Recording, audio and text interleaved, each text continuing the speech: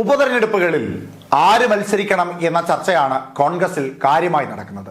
പ്രധാനമായും പാലക്കാട്ടായിരുന്നു ആ ചർച്ചയ്ക്ക് പ്രാധാന്യം ഏറെ ഉണ്ടായിരുന്നത്. കോൺഗ്രസിന്റെ എ ഗ്രൂപ്പിലെ ഏറ്റവും പ്രധാനപ്പെട്ട നേതാവായ ഷാഫി പറമ്പിൽ വടകരയിലേക്ക് മത്സരിക്കുവാൻ പോയ സാഹചര്യത്തിൽ പാലക്കാട്ട് നടക്കുവാൻ പോകുന്ന ഉപതെരഞ്ഞെടുപ്പിൽ തന്റെ വലം കൈയും യൂത്ത് കോൺഗ്രസിന്റെ പ്രധാന നേതാവുമായ യൂത്ത് കോൺഗ്രസിന്റെ സംസ്ഥാന പ്രസിഡന്റായ രാഹുൽ മാങ്കൂട്ടത്തിലെ മത്സരിപ്പിക്കണമെന്ന് പറയാതെ പറഞ്ഞു വെച്ച ഷാഫി പറമ്പിൽ തിരിച്ചടി നൽകുവാനുള്ള തീരുമാനമാണ് DCCയുടെ ഭാഗത്തു നിന്നുണ്ടായത്.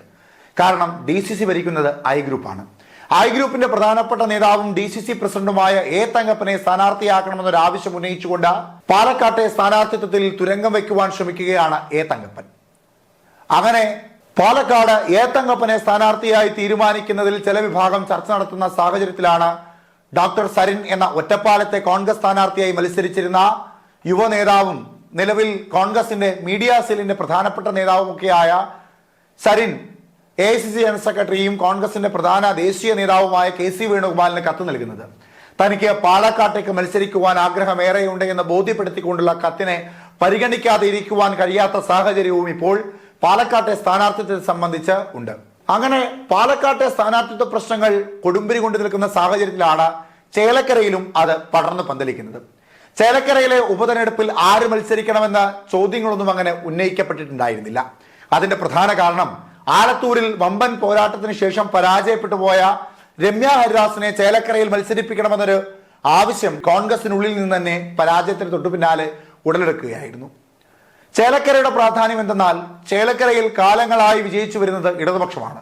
പ്രധാനമായും അത് K രാധാകൃഷ്ണന്റെ ഏറ്റവും പ്രധാനപ്പെട്ട മണ്ഡലമാണ്. അവിടെ SC/ST വിഭാഗത്തിൽപ്പെട്ട സ്ഥാനാർത്ഥിക്ക് മാത്രമേ മത്സരിക്കുവാൻ സാധിക്കുകയുള്ളൂ.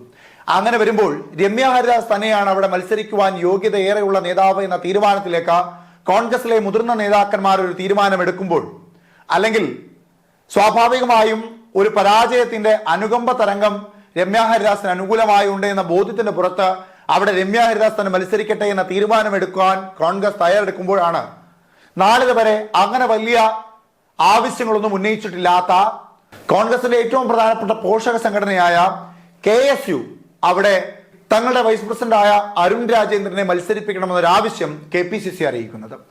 അങ്ങനെ പാലക്കാട്ടെ സീറ്റിനു വേണ്ടിയുള്ള പോര് ചേലക്കരയിലും മുറുകുകയാണ്. രമ്യ ഹരിദാസിനെ മത്സരിപ്പിക്കണമെന്ന് ആവശ്യപ്പെടുന്ന കോൺഗ്രസ് നേതാക്കന്മാർക്ക് മുൻപിലേക്ക് SC/ST സമുദായത്തിൽപ്പെട്ട മറ്റൊരു നേതാവിനെ KSUവിന്റെ സംസ്ഥാന വൈസ് പ്രസിഡന്റായ അരുൺ രാജേന്ദ്രനെ KSU മുൻപോട്ട് വെക്കുമ്പോൾ സ്വാഭാവികമായും രമ്യ ഹരിദാസിന് ഒരു പ്രതിരോധം തന്നെയാണത്. 2019 വിജയിച്ചു പോയ രമ്യ ഹരിദാസിനെ സംബന്ധിച്ച പാർട്ടിക്കുള്ളിൽ രമ്യ ഹരിദാസിനെതിരായി നിരവധി പേർ ശബ്ദമുയർത്തിയിട്ടുണ്ട്. ആ ശബ്ദങ്ങളൊക്കെ അരുൺ രാജേന്ദ്രന് അനുകൂലമായ ഒരു തരംഗമായി മാറുവാനുള്ള സാധ്യതയും ഏറെയാണ്. കഴിഞ്ഞ കാലങ്ങളെ പോലെയല്ല KSUവിനെ പരിഗണിച്ചേ മതിയാകൂ എന്ന സ്ഥിതിവിശേഷമാണ് ഇപ്പോൾ കേരളത്തിലെ കലാലയങ്ങളിലുള്ളത്.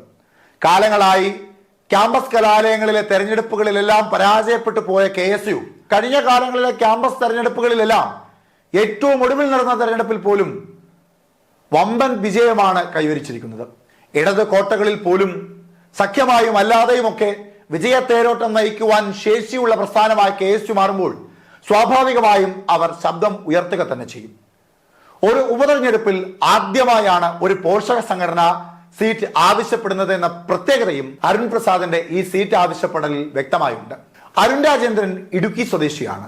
എന്നിരുന്നാലും KSUവിലെ ഏറ്റവും പ്രധാനപ്പെട്ട വൈസ് പ്രസിഡന്റായ അരുൺ രാജേന്ദ്രനെ ചേലക്കരയിലേക്ക് മത്സരിപ്പിക്കണമെന്ന ആവശ്യം കത്തിലൂടെ KPCC അറിയിക്കുമ്പോഴും ആ ആവശ്യത്തിൽ ഉറച്ചു തന്നെ നിൽക്കുകയാണ് KSU. കാലങ്ങളായി തങ്ങളെ പരിഗണിക്കാതെ ഇരിക്കുന്ന കോൺഗ്രസിന് ഒരു മുന്നറിയിപ്പ് നൽകുകയാണ് KSU. പാലക്കാട് യൂത്ത് കോൺഗ്രസിന് നൽകിയെങ്കിൽ ചേലക്കര അത് KSUവിന് തന്നെ നൽകണമെന്ന ആവശ്യം ഉന്നയിക്കുകയാണ് KSU.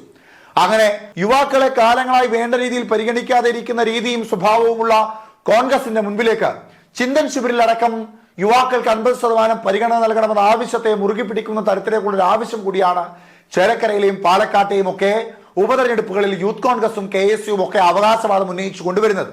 എന്തായാലും രാഷ്ട്രീയ പോരാട്ടം അങ്ങനെ 3 മണ്ഡലങ്ങളിൽ നടക്കുവാൻ പോകുന്ന സാഹചര്യത്തിൽ വയനാട്ടിൽ ആരായിരിക്കണം സ്ഥാനാർത്ഥി എന്ന് കോൺഗ്രസ് ഉടനടി തന്നെ തീരുമാനിച്ച നിലപാടറിയിച്ചിരിക്കുന്ന ഈ വേളയിൽ പാലക്കാടും ചേലക്കരയിലും യൂത്ത് കോൺഗ്രസിന്റെയും KSUവിന്റെയും തേരു നയിക്കുന്ന നേതാക്കന്മാർ മത്സരിക്കട്ടെ എന്ന തീരുമാനമാണ് യുവ നേതാക്കന്മാർക്കുള്ളത്.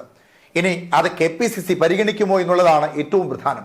പരിഗണിച്ചാലും ഇല്ലെങ്കിലും KSU കോൺഗ്രസിൽ ശബ്ദമുയർത്തുവാൻ തുടങ്ങിയിരിക്കുന്നു എന്നതിന് വളരെ പ്രാധാന്യത്തോടു കൂടി കാണേണ്ട ഒന്ന് തന്നെയാണ്.